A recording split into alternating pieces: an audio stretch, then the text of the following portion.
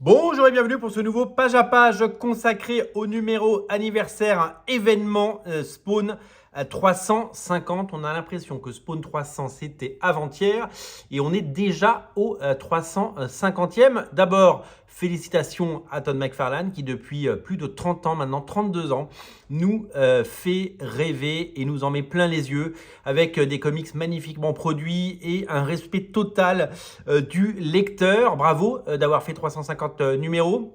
Et d'avoir aussi remis Spawn sur le devant de la scène depuis le numéro 300. Spawn a connu des très très hauts, 1,7 million d'exemplaires pour le numéro 1. Et je me souviens que je regardais les chiffres quand on en était à l'épisode 250 ou 270. La série se vendait plutôt autour de 15, 20, 30 000 exemplaires max, quoi. Et la série a dépassé évidemment les 100 000 exemplaires à l'occasion de Spawn 300 et puis le lancement des séries dérivées de Spawn, du Spawn Universe avec King Spawn, Gunslinger Spawn ou encore The Scorch a été un véritable phénomène. King Spawn c'est 500 000 exemplaires dans l'état du marché actuel, c'est tout simplement fabuleux. Et bien les épisodes sortent parce que pendant très longtemps on avait plusieurs mois sans épisode de Spawn et que c'était un petit peu compliqué. On avait l'impression que Todd McFarlane s'était un petit peu désintéressé des comics parce qu'il avait sa boîte de jouets à faire tourner, parce qu'il avait son projet de film. Depuis quelques années, il s'est complètement remis dans la production de sa série et ça sort tous les mois. Il y a 4 numéros qui sortent par mois sur les 4 séries. Il y a plein de projets, on va en parler. C'est un phénomène et ça continue.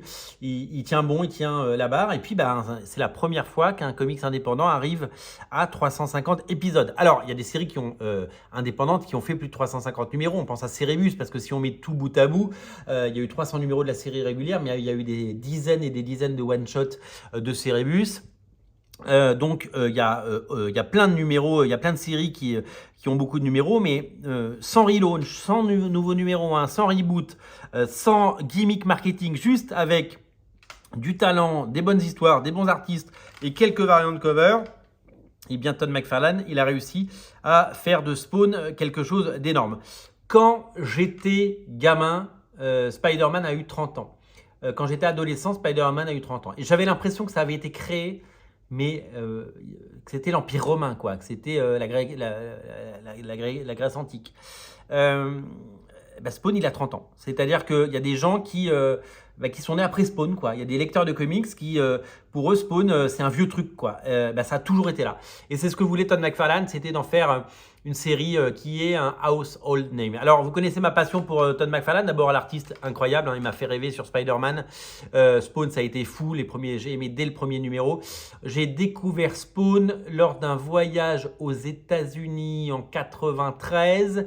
Je crois qu'il y avait 7 numéros qui étaient sortis. J'avais dû acheter le 6 et le 7 à l'époque. J'ai retrouvé les premiers numéros plus tard. Ensuite, c'est arrivé en version française chez Semic. Et ça a été complètement fou, complètement dingue, complètement taré.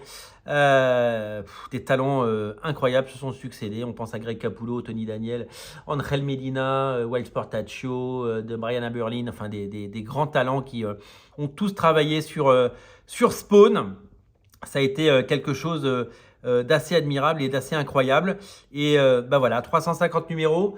Todd McFarlane, l'artiste, Todd McFarlane, le dessinateur, Todd McFarlane, le créateur, Todd McFarlane, le chef d'entreprise, il y a Todd McFarlane, le businessman, qui a tout réussi.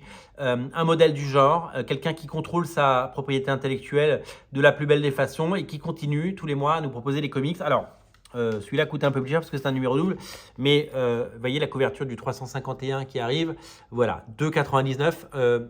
Juste pour vous dire, Ultimate Spider-Man, c'est 4,99 voire 5,99 les numéros. Il reste à 2,99, donc il tient le marché et il tient bon la barre. Et voilà, je suis admiratif de ce talent et de cette réussite, c'est mérité. Et c'est surtout, à chaque fois, il nous en met plein les yeux. Épisode 350, plein de couvertures. J'en ai pris 3, j'ai craqué. Donc j'ai dépensé 3 fois 5 $, 3 fois 5 euros, 15 balles. Mais le plaisir est là. Le maître, le Todd Fazer, Todd McFarlane, qui nous a fait ce magnifique épisode. Magnifique couverture de dingue. Et donc la couverture de Peter Lee. Alors ça, c'est un artiste qu'on a découvert sur les couvertures de Spawn. Mais quel talent, quel génie, absolument incroyable. Et couverture de Jonathan Glapion, qui est eh bien, un des nouveaux poulains de Todd McFarlane. Glapion, vous connaissez ce nom parce qu'il a été encreur pendant très longtemps de Greg Capullo. Donc c'est un encreur devenu dessinateur. Souvent, quand les encreurs deviennent dessinateurs, ça peut paraître compliqué parce que certains, tout simplement, ne dessinent pas aussi bien que les gens qu'ils encrent. Jonathan Glapion, c'est juste taré ce qu'il fait. Allez, suivez-le sur les réseaux sociaux, allez le suivre sur Instagram ou sur Twitter. C'est taré ce qu'il fait. Il a un niveau de dessin hallucinant. Il va dessiner une série. Vous savez, il y a plein de nouvelles séries Spawn qui vont arriver cette année. Il y a une série sur Sam & Twitch qui arrive dans les prochains jours. Il y a une série qui s'appelle Rat City, c'est un peu le Spawn 2099. Il y a une série sur Monolith qui arrive et il y a une série qui s'appelle No Home Here qui devrait arriver très prochainement. Dans l'année en tout cas. C'est une série qui reprend le personnage de Billy Kincaid, vous savez, qui était un pédophile tueur d'enfants absolument dégueulasse que Spawn neutralisé et tué dans Spawn numéro 5, je crois, de mémoire. Eh bien, ça parle de la dernière victime de Billy Kincaid. Donc, c'est une série très dark, mais graphiquement, ça va être époustouflant. Donc, voilà. Donc, moi, je suis complètement fan de ces auteurs.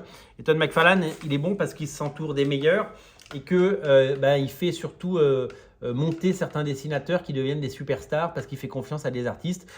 Quelqu'un comme Simon Kudranski, aujourd'hui, c'est un mec que tout le monde s'arrache. Il y a des auteurs, des dessinateurs avec qui il a bossé qui sont devenus des superstars. Greg Capullo a fait 80 numéros de Spawn et après, il a fait un run exceptionnel sur Batman.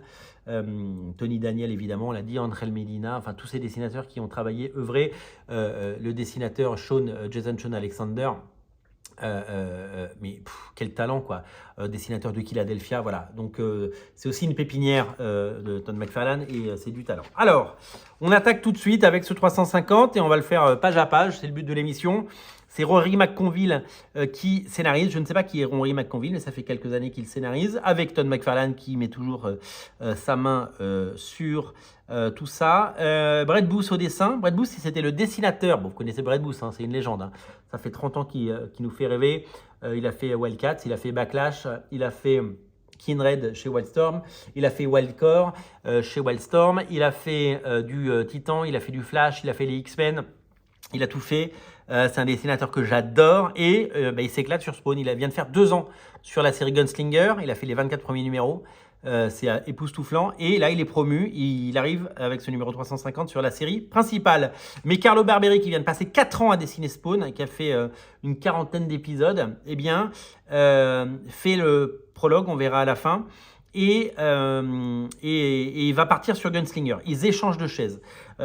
Carlo Barberi, qui avait fait du Spider-Man, du Deadpool, qui était un dessinateur qui avait un style très rond, j'aime beaucoup, à la Todd Hawk, à tous ces dessinateurs qu'on aime beaucoup. J'avais l'impression qu'il ne trouvait pas sa place chez Marvel.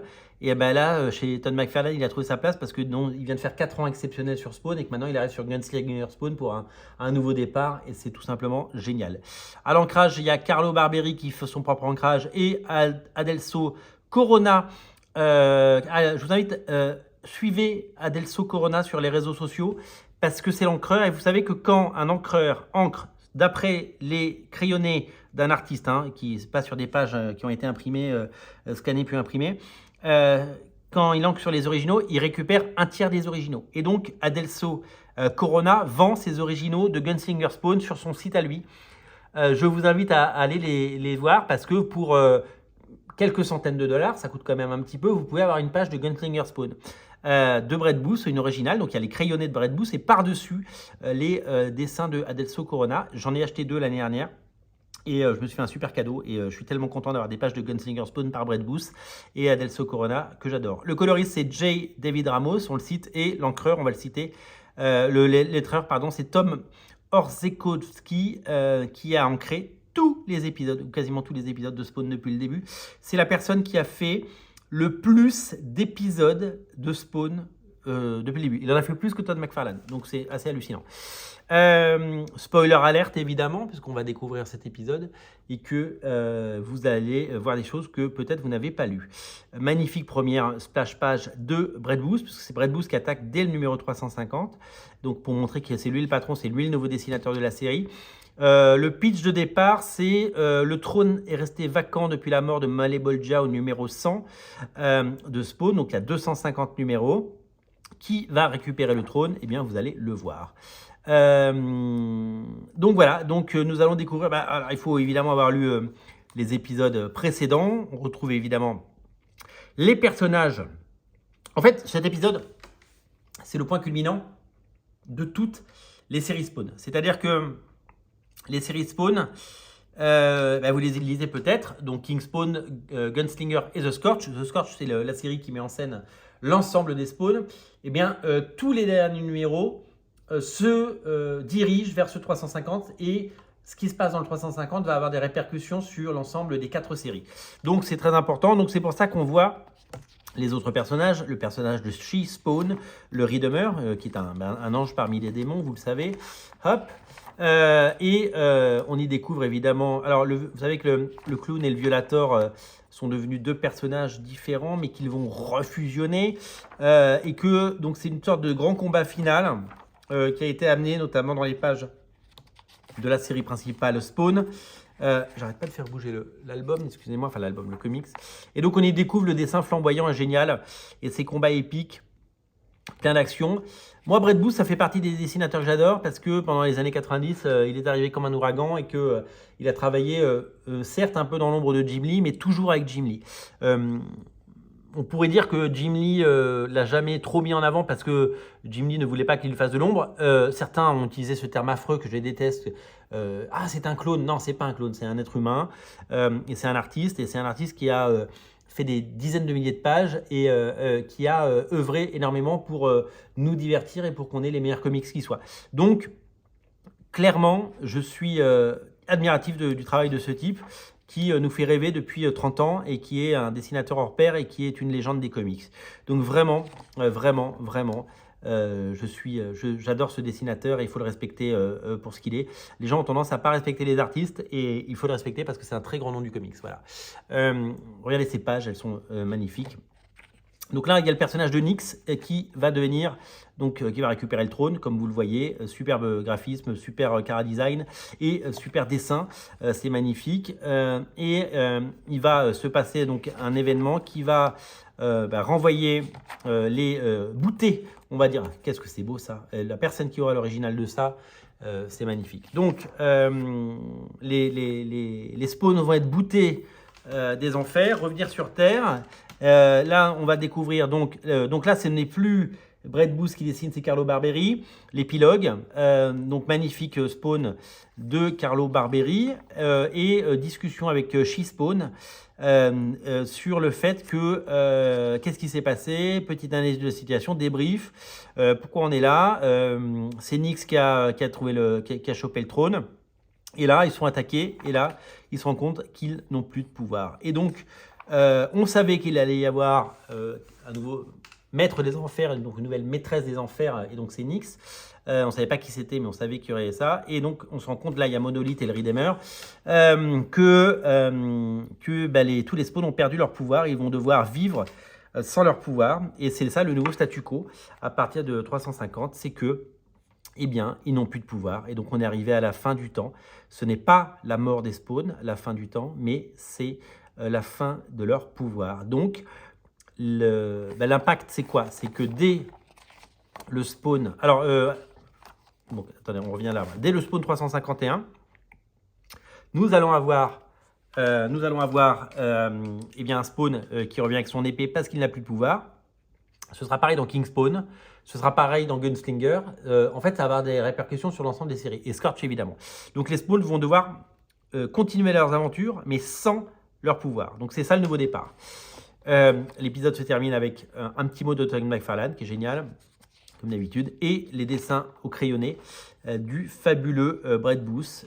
Magnifique dessin, avec des pages magnifiques et des figurines, évidemment, parce qu'il fait la pub de ses figurines. Voilà pour ce Spawn 350 qui tient toutes ses promesses et qui nous en a mis plein les yeux. Bravo à Todd McFarlane, bravo de nous faire rêver depuis plus de 350 épisodes maintenant. J'ai pas tous les numéros, j'aurais aimé les prendre parce que je me suis, comme tout le monde, désintéressé de Spawn à une époque. Je les ai en VF, mais en VO, je n'ai pas tout. J'ai, je crois, les 60 premiers. Et puis après, j'ai un énorme gap. Après, j'ai pris que les numéros anniversaires. Et depuis peut-être, je sais pas, 80 numéros, je les prends tous les mois parce que c'est vraiment quelque chose qui me passionne et qui me fait vivre. C'est quelque chose qui me fait aller en boutique. C'est quelque chose qui me dit, quand je sais qu'il y a un nouveau spawn, eh ben je trouve le moyen de l'avoir, de trouver du temps pour aller en boutique, trouver du temps pour aller chercher ces bouquins parce que c'est l'histoire des comics et que c'est une des meilleures des séries. Alors, si vous voulez lire Spawn, c'est super simple. C'est super simple. En France, tout est édité par Delcourt. Donc, aussi bien la série principale Spawn que King Spawn, que Gunslinger Spawn ou The Scorch. Toutes ces séries sont éditées en version française. Et vous pouvez commencer. Alors, Spawn, vous pouvez commencer par le premier tome, parce que il y a des intégrales qui existent. 21 intégrales, je crois, de mémoire.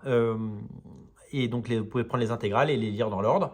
Donc là, vous aurez les 250 premiers numéros. Et après, à partir du numéro 251, c'est dans la série Spawn Renaissance. Ils avaient fait un nouveau départ. Et il y a, je crois, 13 ou 14 numéros pour le moment.